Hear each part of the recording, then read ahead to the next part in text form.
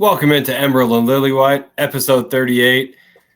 First thing I'll say is we missed a big opportunity, week 37, or episode 37 rather, to highlight the Mickey Van de Ven episode, and we missed that. So we'll go ahead and get that out of the way. We will say that this is the old Destiny Udogi episode before he switched to 13 or whatever. So we've got that going for us. I'm your host, Scott. You can find me at Scott G. Bird. With me, as always, is my co-host, Max, at Going Limbs. Max, what's up, man? Not much. Got a big game on Thursday. Coming off a loss to City, so we'll see how we bounce back. Yeah, no doubt. With us also, you know him by now, Robbie at Robbie_Light. Robbie Light on Twitter. What's up, Robbie? Yeah, not much. I as you guys know, I'm now free during my work days. I'm officially no longer in corporate America, so I can watch the Alkmaar game from the comfort of my couch once again. Nice. So excited for that. Right on. Welcome. Yeah, good to have you fellas. Yeah, we haven't podcasted since the city defeat. It is now Tuesday the 4th as we record, releasing on Wednesday the 5th. Appreciate everybody who's tuning in. Let's talk about the City game for a second, guys. Obviously, just kind of a shitty deal, and we talked about it a ton on this show. We're all in on the Cups. We're big Cup guys here at Emerald and Lilywhite, right? I know Max is a little more invested in the league than maybe Robbie and I have been at times, but yeah, you lose to City, whatever. Like you said, big one on Thursday, but there is a lot to talk about here. I think, Max, I'll come to you first. I think we'll get into this in more thorough detail for sure, right? But I want to talk about the lineup because it was interesting to me. Yeah. So no starts for Son, Kulusevski, and Spence. Spence one just doesn't make any sense to me. I think he's got it completely wrong. Like for like resting players, like we don't play till Thursday. This game was last Wednesday. Like it's just that we already have a rest, so it just doesn't make sense to give players 2 weeks off for matches, especially Spence. Like I thought we were really missing him defensively in the first half. We probably should have conceded like 3 goals. And then now we know that Kulusevski's injured. So it makes sense maybe that he didn't start, but we subbed him on anyway for half an hour. So, and now he's injured. So I guess we were trying to get something from the game. I can't blame him, but now Kulu's injured. I don't know if it's because of the 30 minutes that he was subbed on when a game he was supposed to be resting. But yeah, Spence, Son not out there just didn't make a ton of sense to me. Kulu I can understand because we did get Madison out there. Subbing on Timo Werner, not a fan. I like Mikey Moore completely not even included in the squad. Yeah, that's an entirely different conversation. Just doesn't compute with me at all. I like, how is Mikey Moore not included in the squad when our third attacking option is now Timo Werner? It doesn't make any sense from what we've seen this season. I don't think Timo's contributed more than Mikey has at all. And I don't know, like, if he's not ready, that doesn't make sense to me either, because he started in almost every competition we've played in so far. And before this game, he hasn't played in 3+ weeks. So I don't know what that is. Is he injured? I don't know what's going on with that. And then, yeah, Dayton Scarlett also made the bench over Mikey Moore. So I guess that was our backup striker option. Nonetheless, yeah, I think Ange got it wrong with the lineup for sure with the Jed Spence signing. And then in the end, I'm not unhappy with the performance because we did give him a go in the second half. It looked a lot better. But in the end, just didn't make a whole lot of sense to me what Ange was cooking in this game, and a bit bailed by City's finishing in the first half. So we'll see if all this resting pays off on Thursday, but one of the key players that we rested is already hurt. So yeah, I completely agree with you. I can see not starting Kulusevski. I thought Son and Spence were terrible decisions, and for separate reasons. I think Spence specifically, there's an international window coming up, so he's going to end up playing one match in like a month, theoretically, or 3 weeks probably. We literally have 2 weeks at the end of March with nothing. Yeah, so I worry about the momentum that he had sputtering a little bit because of again playing one match in like 3 weeks, right? When you're riding so much momentum, to sit around and not play when you're on that high for a while can be disruptive. Obviously, I'm a random fan on a podcast, so I very much think Jed Spence can prove me wrong there, but that's my concern. And then with Sonny, my concern is Sonny fucking bags against City always, and I don't see. And Robbie, I want to come to you to talk about Son a little bit more. I just don't see a world where you don't opt to play your best player in such a big match when you need to keep climbing in the league and riding that momentum that you had 3 wins on the bounce right prior to this. So, and we were climbing in the league. That's part of it too. Exactly. It really stalled us in our league progression for our hopes and aspirations to get somewhere close to those European places when it's all said and done. So yeah, Robbie, Sonny not playing for me was a disaster of a call. Yeah, no, I'm same concept that you explained. Like, he seems to always score against them, so that was unfortunate. I do think, a good point was brought up on some of the stuff I was looking at, that like the I can't remember what the sub was late, but I think it was it Son for Tell, or it was who came on, because Son played down the middle, right? Werner came on. Yeah, Son came on for Tell around 67, and Werner came on later. Yeah, but the people were saying, like, why would you not use Dane Scarlett there? Like, that would have been you should have done, instead of putting Werner on, put Son on the left and put Scarlett at striker. Yeah, it's a great point.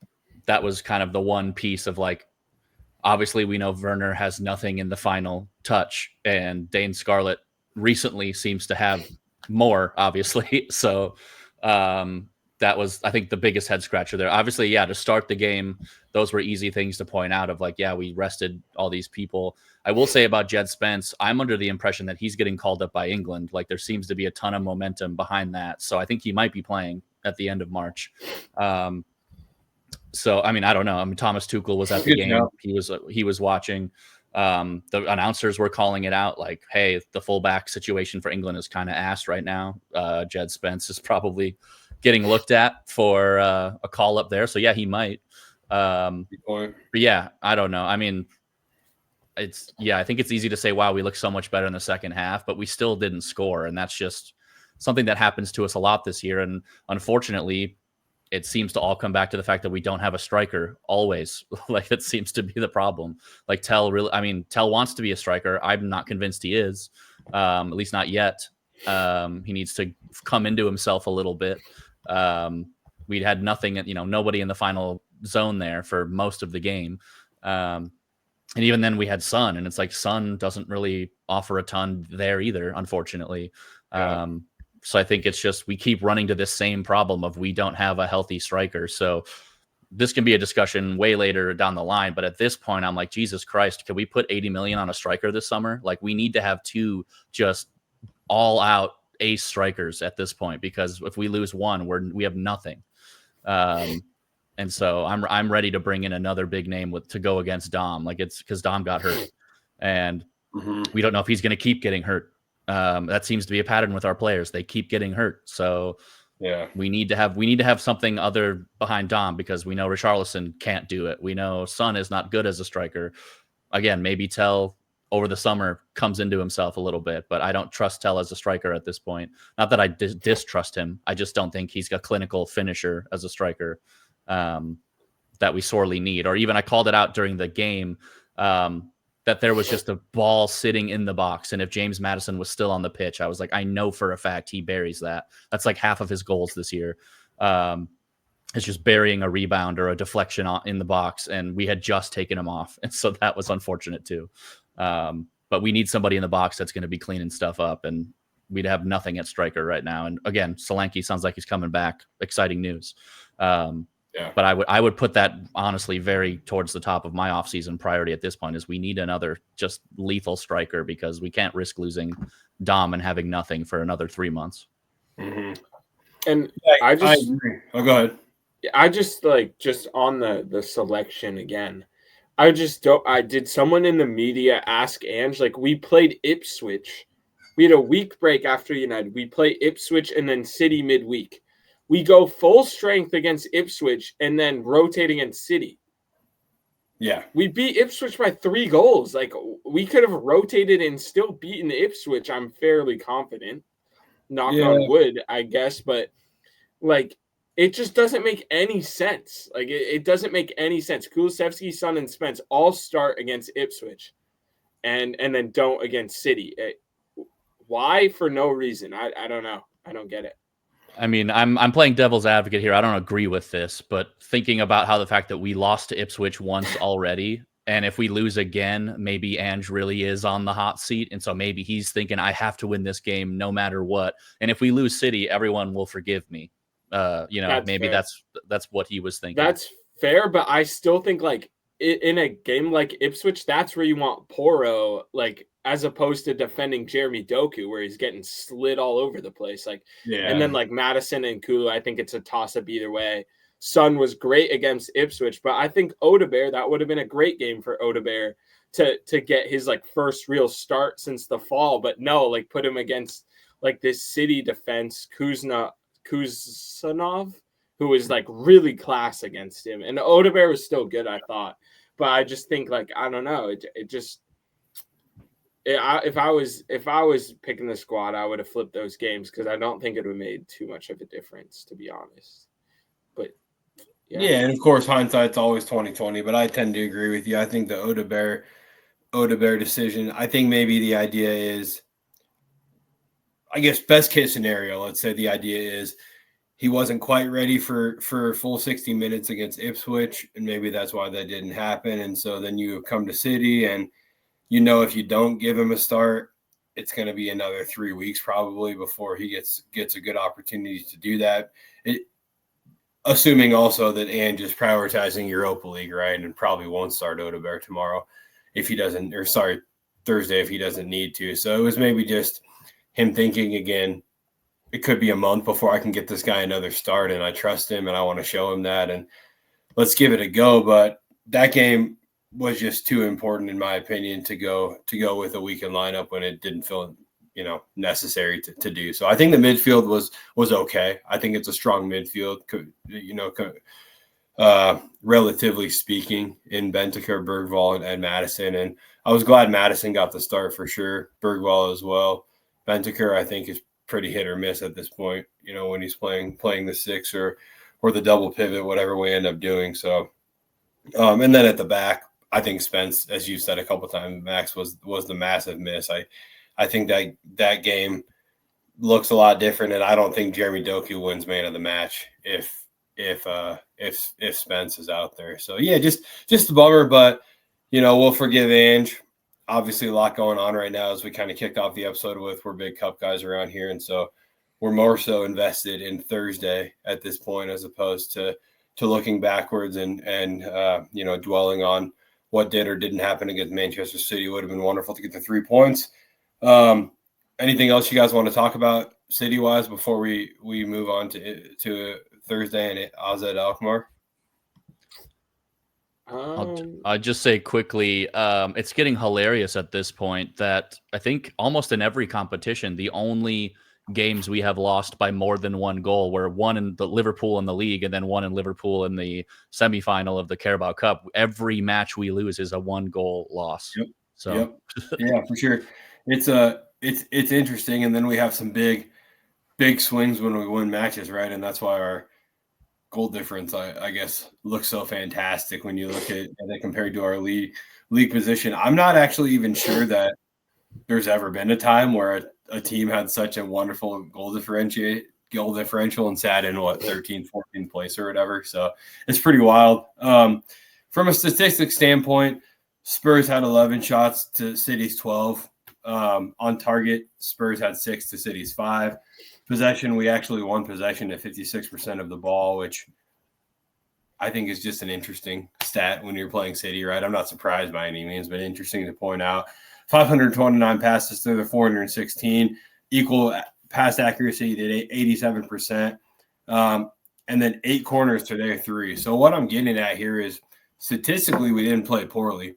We just didn't win this match, right? And obviously if we compare stats to the eye test, we may have different opinions as fans, right? But statistically, if someone didn't watch this match, they may think that Spurs fared pretty well in this and just didn't come away with the victory. And had we won this game, we may be praising Postecoglou as a genius for his lineup decision, right? So that's the way the sports works, especially when you're a fan. But yeah, let's talk about AZ Alkmaar. We traveled to Alkmaar on Thursday for the first leg of the Europa League round of 16.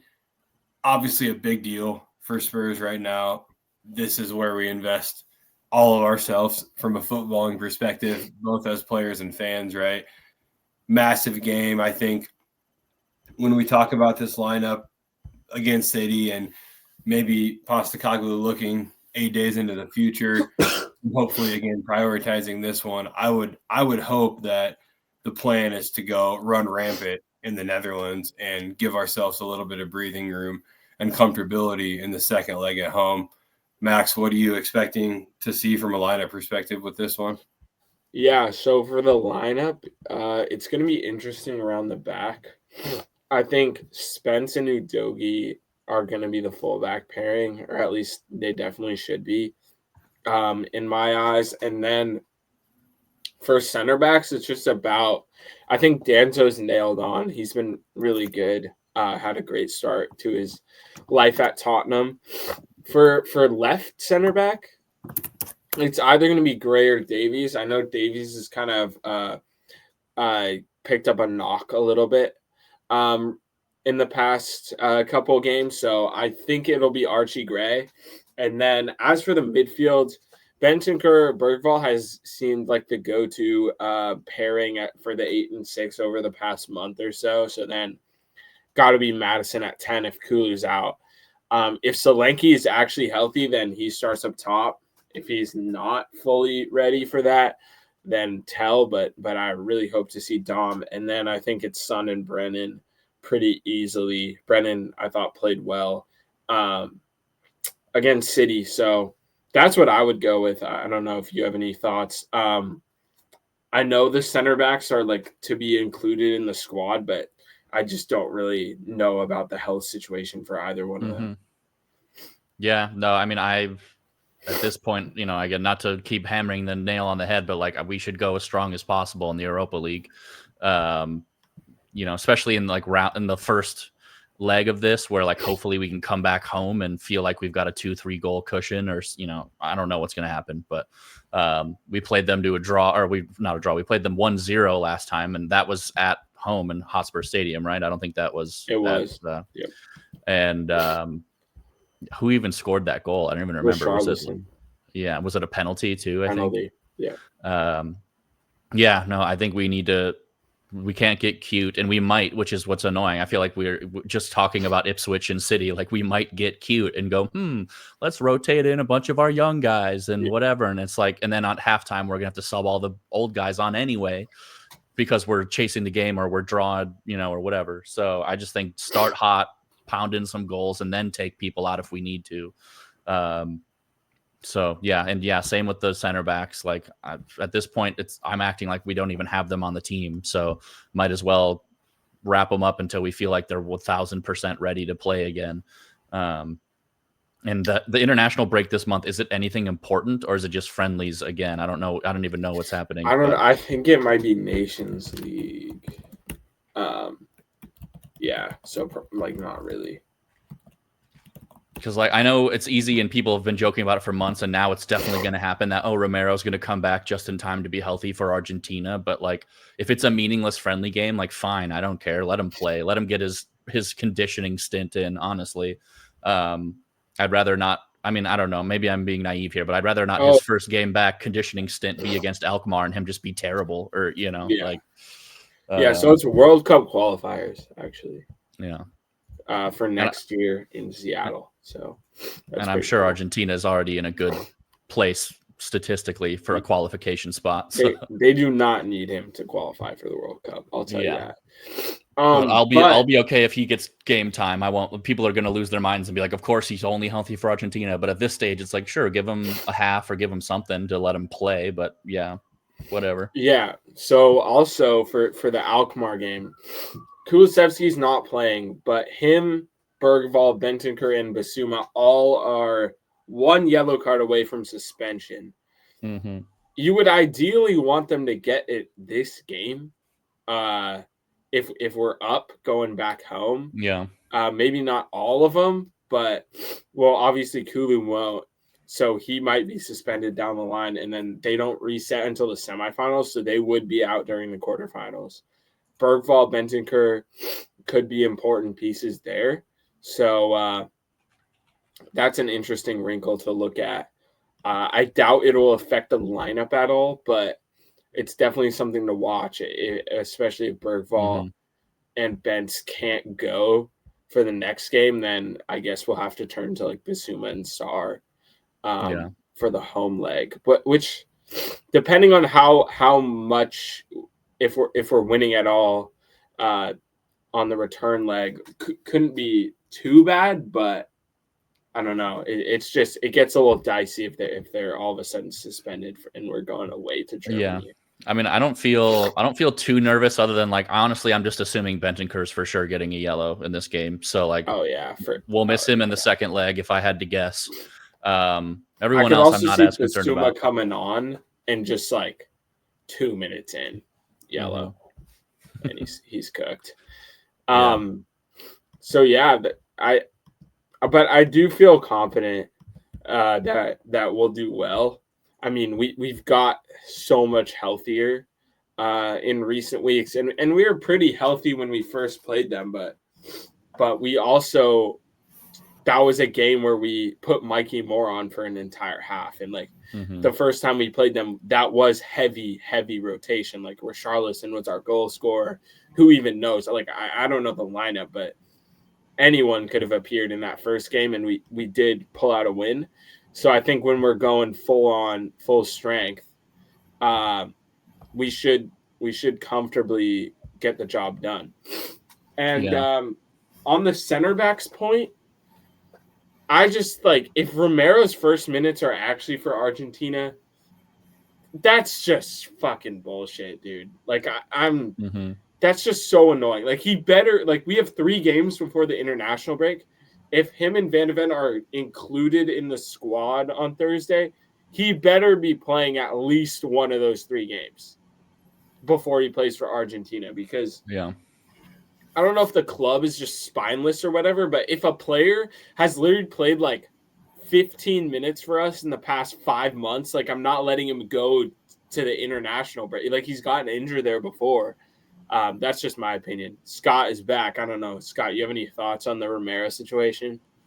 Yeah, I mean, I think, well, I'll say I wonder if part of his contract at Spurs is that he, has free reign to go to Argentina whenever he chooses to. I think they do write those things into contracts, right? And when you're the World Cup holder and the starting center back for one of the best teams on the planet, I think it's hard to keep them away.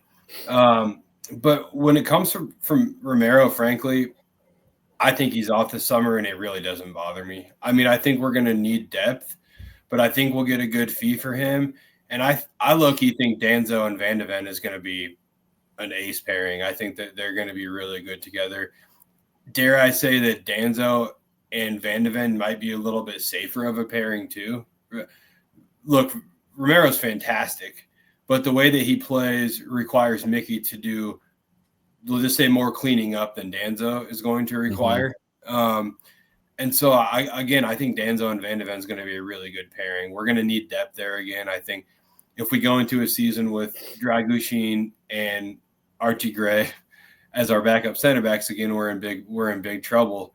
And so a couple center backs are going to be required, but I think Romero's off to Real Madrid, and I think he deserves it too, if I'm being completely honest. So, well, I wasn't trying to read too much into it, but I don't remember if it was the City game or if it was the Ipswich game or both. But I know since we've signed Danzo, he's played right center back mostly. But then in one of the most recent games, he played. It looked like he was playing left center back, and Archie was playing Whenever right Archie center back. plays, Yeah. So I was like, does that mean Van de Ven's like not ready enough, and we're preparing to have a Romero Danzo pairing? Like we want to have Danzo as left side, like because we still really don't know what's going on with Mickey Van de Ven, or like how severe it is, or what his relapse injury was, or. Can we just touch on that? That was fucking bullshit, dude. Like that whole Mickey Van de Ven thing, like starting him against I mean, Robbie was there in person. People were probably thrilled. Starting him against Elfsborg, taking him off, saying, "Oh, it was just like it was always planned for him to play 45," and then he's out for a month after. Like, what the fuck was that? Like, why? Like, that just doesn't make any sense to me. Yeah. Like, what? I don't know who was involved in that decision making, but that's just absurd. And then just lying about it, like when all of like we're not stupid. Like we all knew that once he was not in the next match day squad, that he was gone for at least 3 weeks. Like that's just how it goes with him, dude. It's just the handling has been idiotic throughout this entire season of these center backs. So it seems like now they're finally, like it's been so long, they're finally not rushed back, hopefully, and we'll see if we can keep them healthy down the stretch for the Europa League. Yeah, be interesting. I think that, I mean, we all know as soon as Romero and Van de Ven return, we have one of the best teams, if not the best team in the Europa League competition, right? So we need to get through this tie against Alkmaar. Nothing's guaranteed.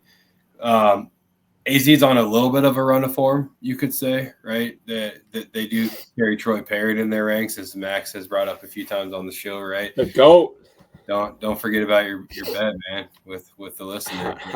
I haven't. Yeah, no, it's gonna be a good game. Like I said earlier, I think Spurs need to go and win handily and give themselves a little bit of comfortability and breathing room in the away leg, which I believe is after the international break, if I'm not mistaken. So there's a little bit of time in between those two legs, which tends to be the case in the round of 16. Up top, you guys probably expect Sonny to start right, and I would imagine Brennan Johnson on the right side. Is Solanke back to where he can start, or do we just not know? We just don't know. Like, it's the report is all three, Van de Ven, Solanke, Romero, are going to be included in the squad. Me and Robbie just said, like, if Solanke can go, like, if he can start, he's got to start, like, must start. But also the leg is next Thursday, so it's just a week. So it's a week from like 10 days from now. So okay, and then so we got 4 games. Thursday, Bournemouth at home. Thursday, Fulham away, and then we're off for like 20 days. Yeah, the international break, and I think is it FA Cup too, somewhere in there. Yeah, I mean we're not involved. And Aston Villa have played like Cardiff and Preston, by the way. I don't know if anyone cares, and every other team besides City is out of the competition. But could be Aston Villa's years to win a major trophy, to be honest. So you think they're winning UCL? I mean, I don't think you can count them out for what it's They're worth. 10th in the league right now. That's crazy. They haven't been looking good in the Prem, honestly. I mean, I was just looking; they're like falling down the table in the Prem a little bit, but yeah, they're doing well outside of it. But yeah, it's going to be interesting. But yeah, Spurs obviously are the point of focus here, and we have to go out and win this competition for this season to not be a complete disaster. Do you guys think that if we don't win the Europa League, there's any heat on Postecoglou? It depends where we finish in the league. Yeah. I mean, it's not going to. I also think it depends what stage we go out. Yeah. For sure. I think for me, it's semifinals or better. We have to make to be like great. Like if we lose to Alkmaar, 100% discussion needs to be had, I think. But if we can get to like the semis and lose, I'd be like, okay, like he made something out of nothing, whatever. But semis is my bar, I think. Yeah, that's fair.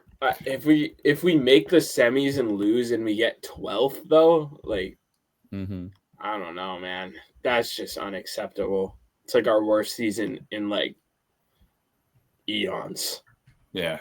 Yeah. I mean, I agree. If we don't win the Europa League, it's shaping up to be maybe our worst ever Premier League. Like, can we I think semis and salvaging like 9th, 8th possibly. Like, okay, I can stomach that just because we did have some cup rounds and we finished 8th under a couple other managers.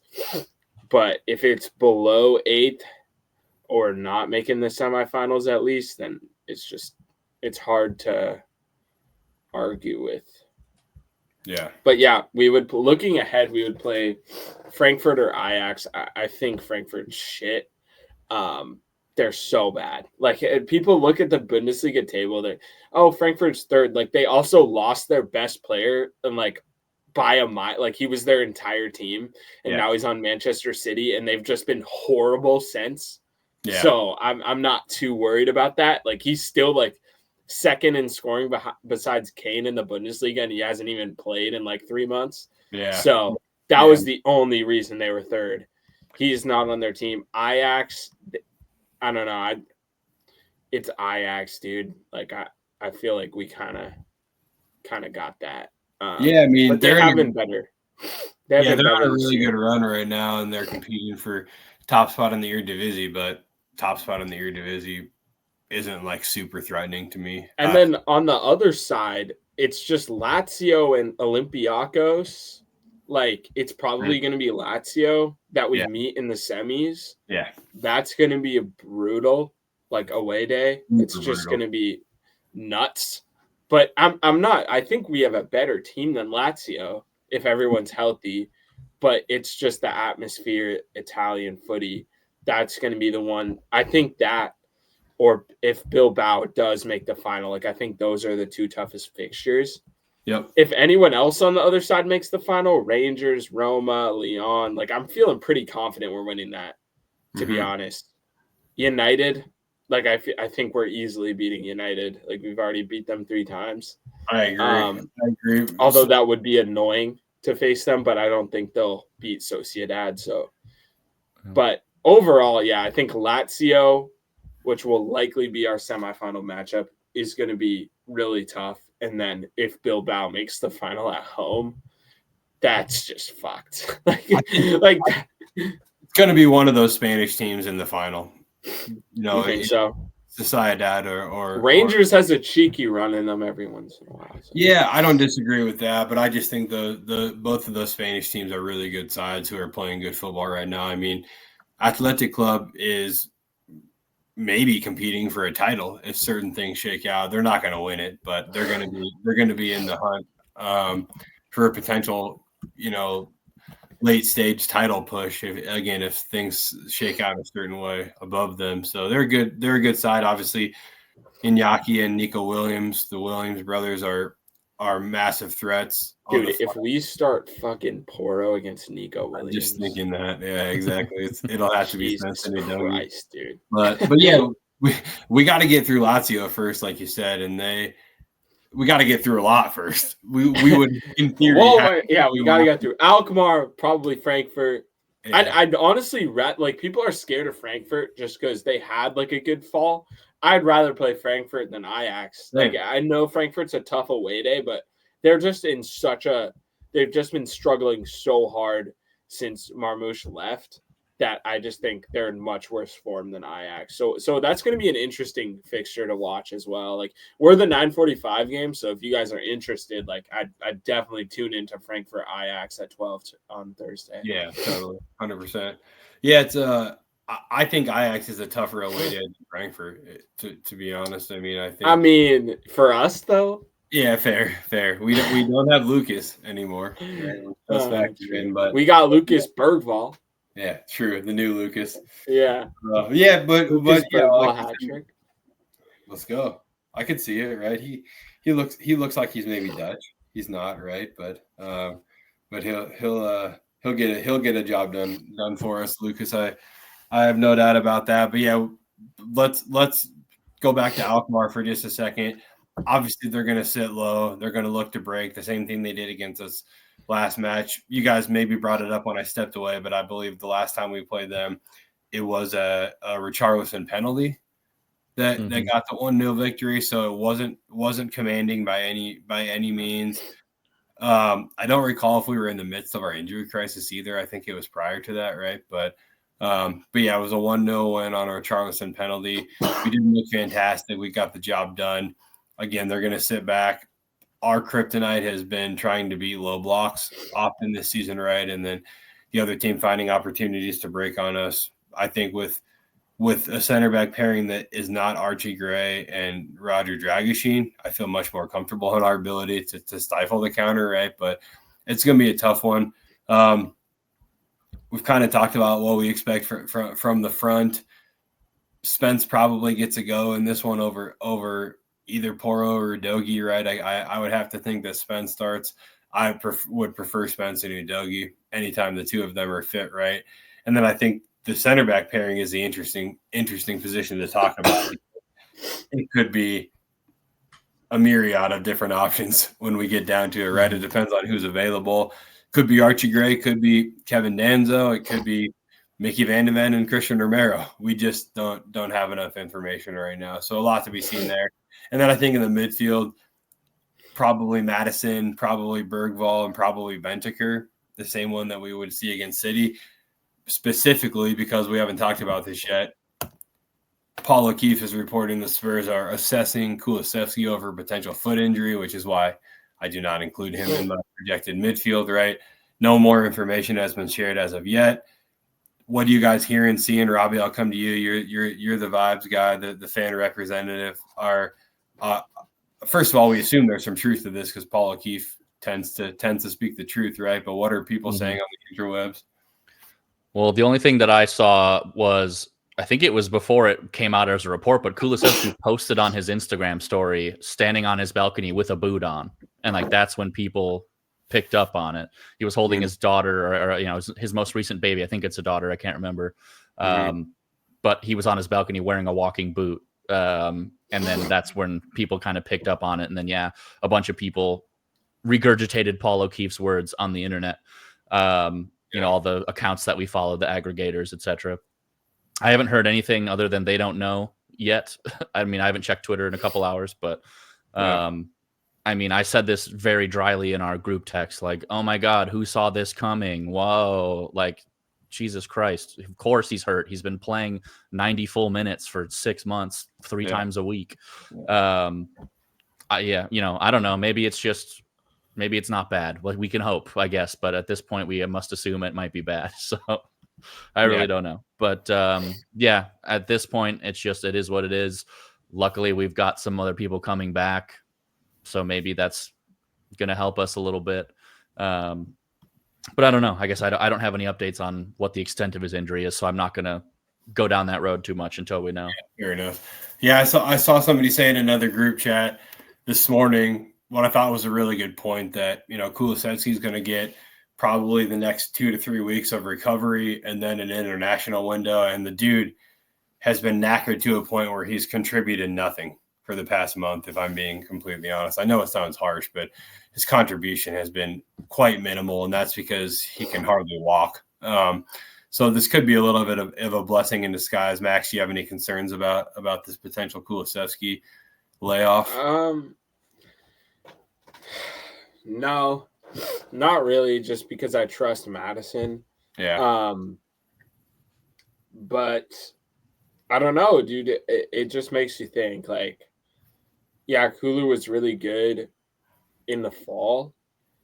Is that a purple patch? Is that who he is? I just don't know. Chang sent me a message today.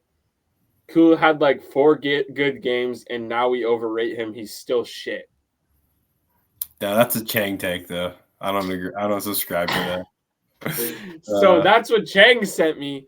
And, I'm not saying I'm fully on board with that, but I mean, I think under Ange, there's been a lot more bad Kulu than good Kulu. And it's easy to remember this fall, like he was great. Like I'm not taking that away from him at all. But it's also been like an extended period of time now. And obviously he's played a lot of games where he wasn't good. So if this break gets him back to that form and constant rotation keeps him that way, that's definitely what we should strive for. Because if that really is the player that we have, then he's someone you got to build the team around.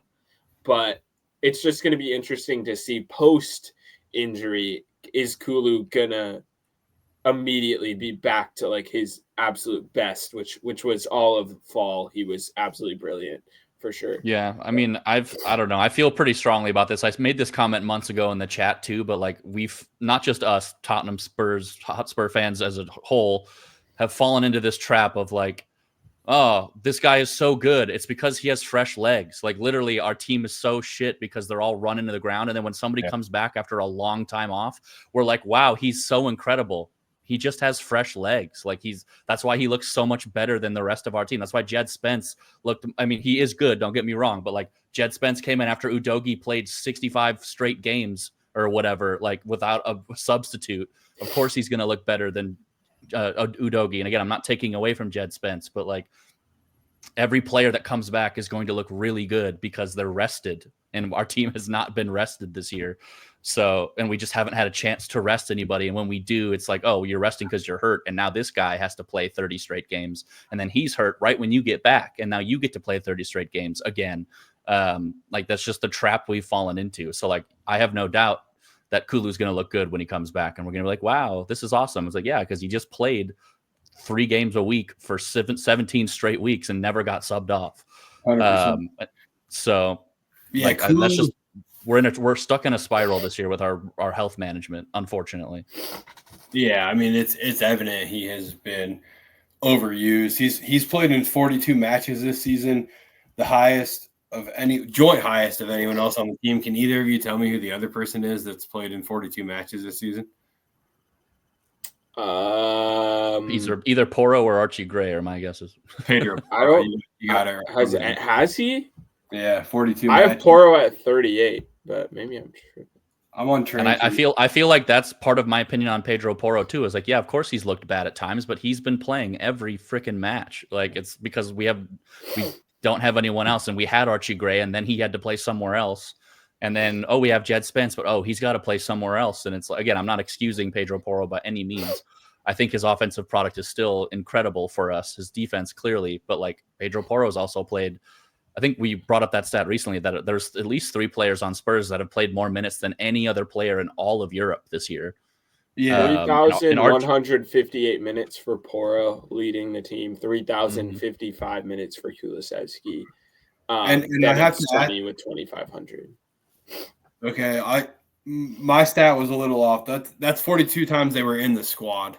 So you were right with Porro's 36 and 38. Sorry, 33 starts, the most starts by a top player.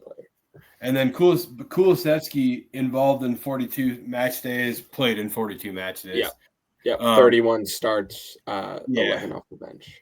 Yeah, so Kulusevski, my take on him is that if you put him on a team with a bunch of other world-class players, he looks like one of the best players on the planet. I think if he went to City, for example, he would absolutely dominate. Not trying to bring that to fruition, but I just think Kulusevski has played too many minutes, and he's played a bunch of minutes with a bunch of guys who are like half professionals at this point, right? So I feel for Kulu, and I think he'll do really well from a little bit of time off. And like you said, we got Matters ready to rock and roll.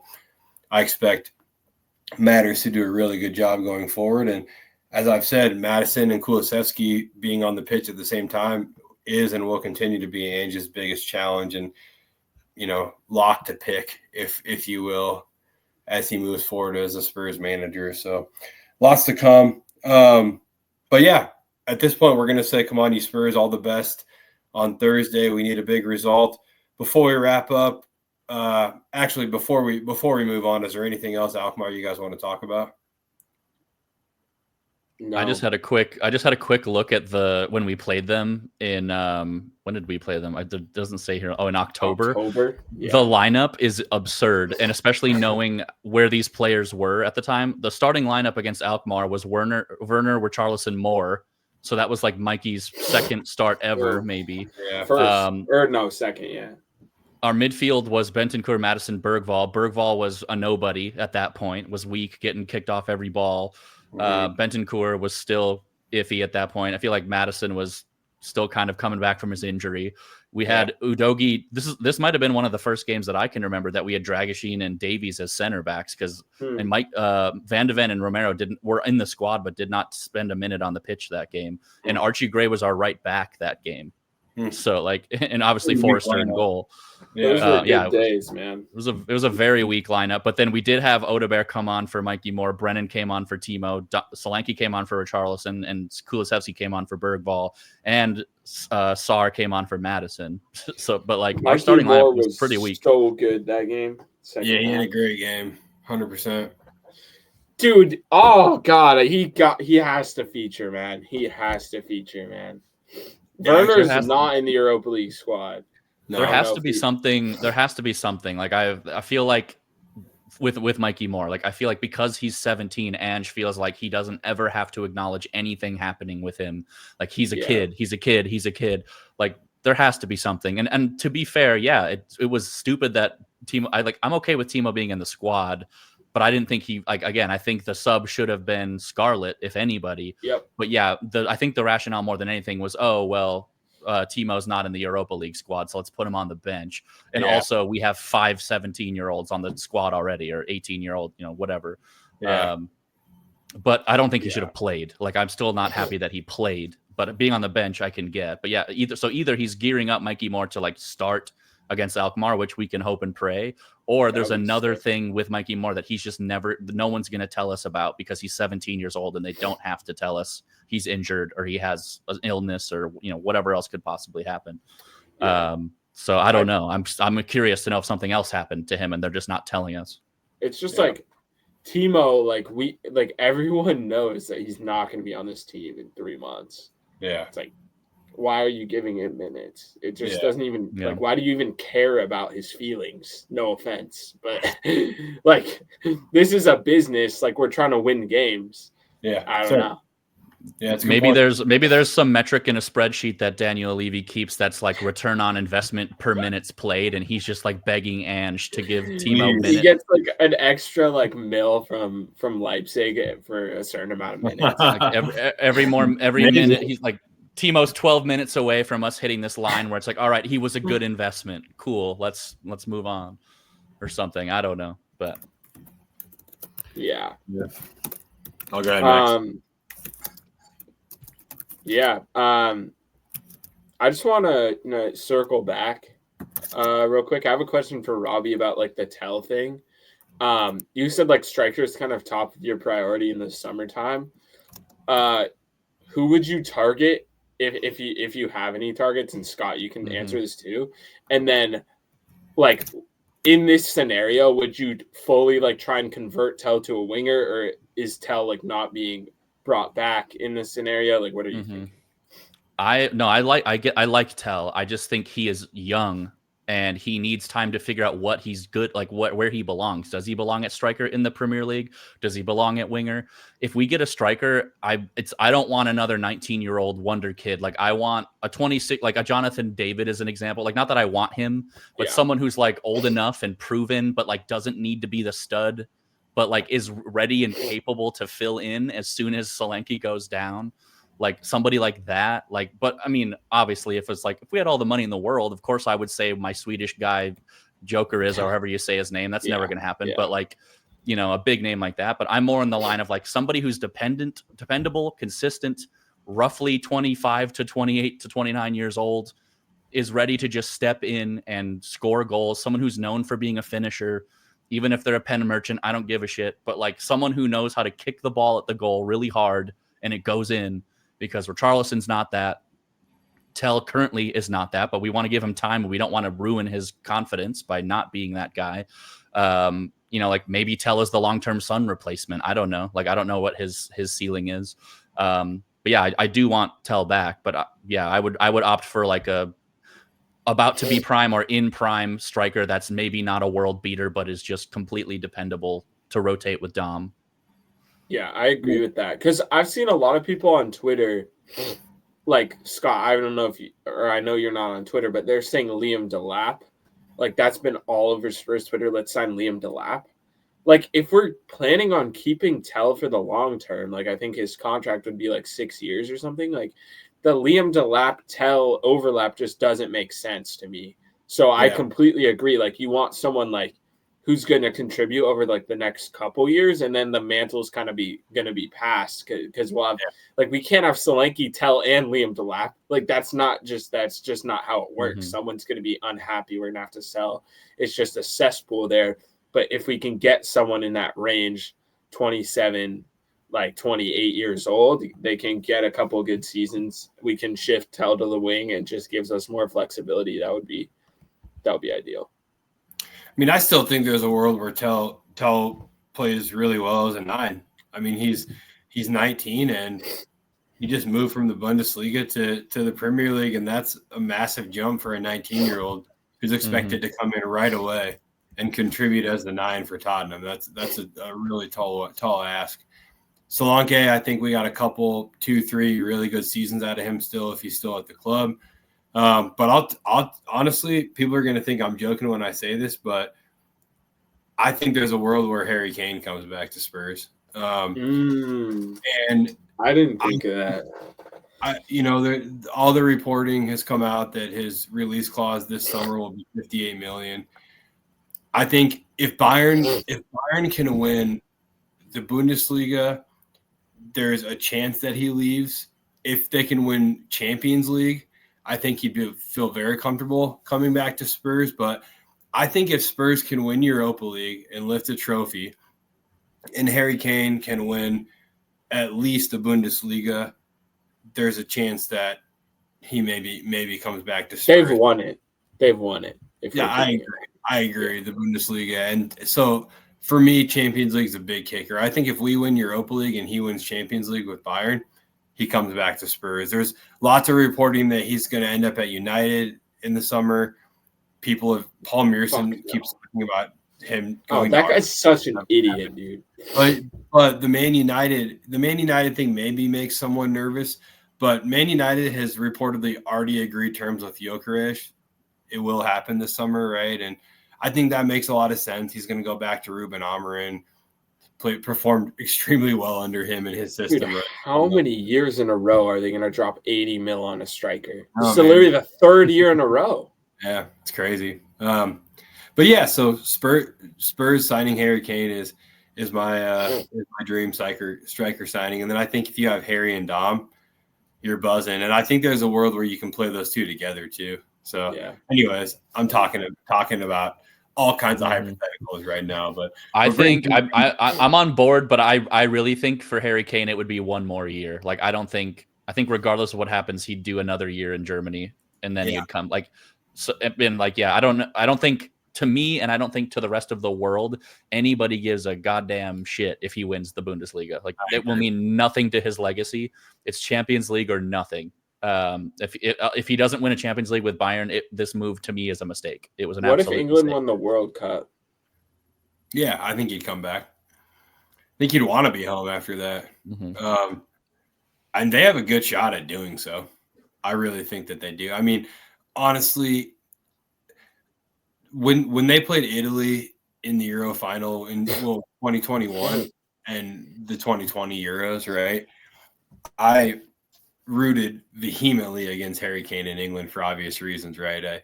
But I think that could have been that maybe is the biggest missed trophy for Harry Kane, right? I think that would have been a really significant trophy that would have changed the trajectory of his career pretty significantly. Maybe doesn't even leave Spurs. And then, of course, they've been in the last 2 World Cups right till the very end too. So England's a really good side. I think it's a good shout. But the U.S.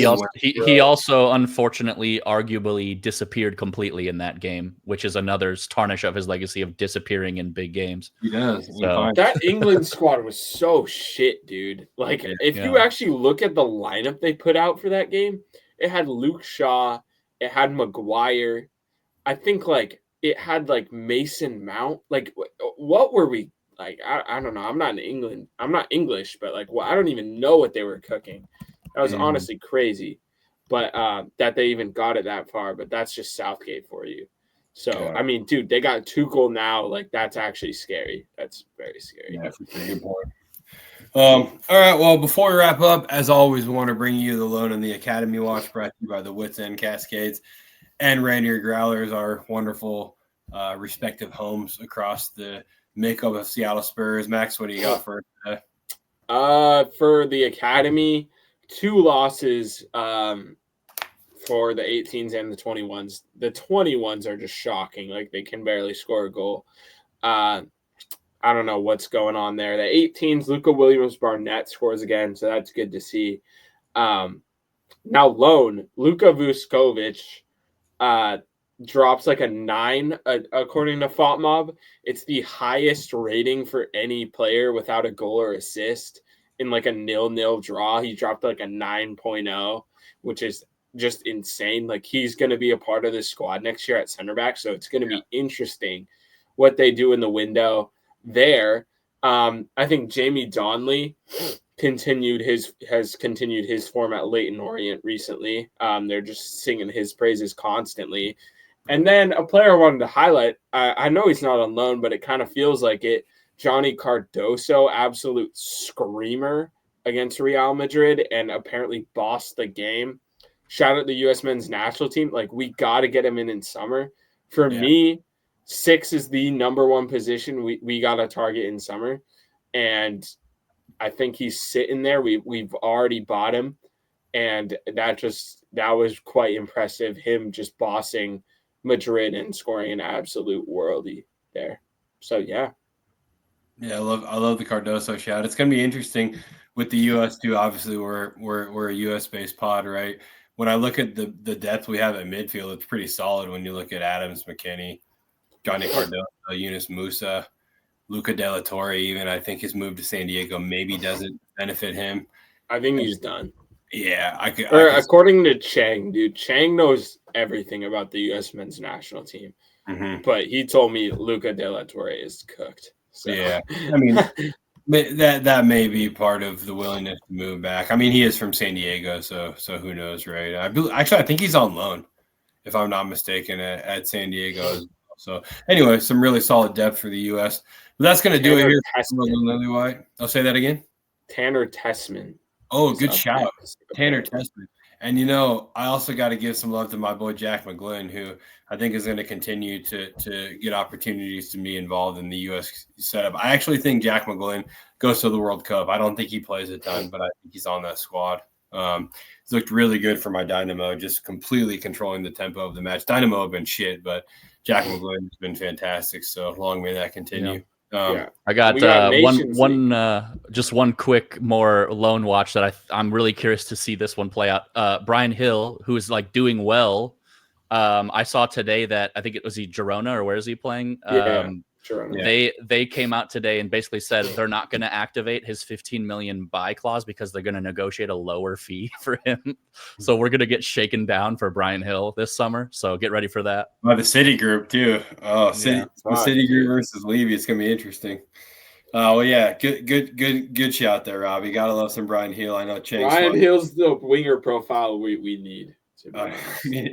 The weird thing is, like, it seems like he would be. So he genuinely is. I know, it's funny.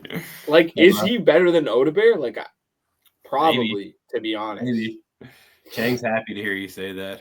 But he plays better when he's in his home country, eating his favorite foods and hanging out with his friends. So it's true. Can't fault him for that. So yeah. All right. Well, that's going to do it for us here at Emerald and Lilywhite, everybody. This has been episode 38. Appreciate everybody who's been hanging out. For myself, you can find me at Scott G. Bird. You can find Max at Going Limbs. You can find Robbie at Robbie_Light and Robbie Light on Twitter. Make sure you follow Seattle Spurs. We are at Seattle Spurs on all social media platforms.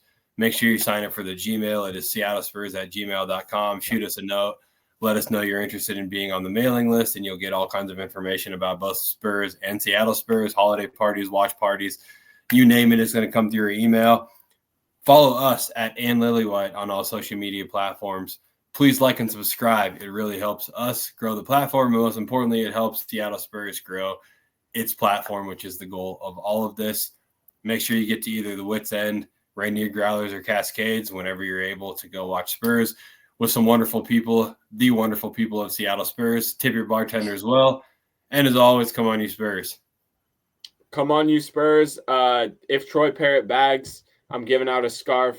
You have to like this video to be eligible for that. So, or like the tweet to this video, and that's only if Troy Parrott bags. So, yeah, come on, you Spurs, though. Hey, make sure you like and subscribe. Win yourself a free Seattle Spurs scarf on behalf of Max. Come on, you Spurs.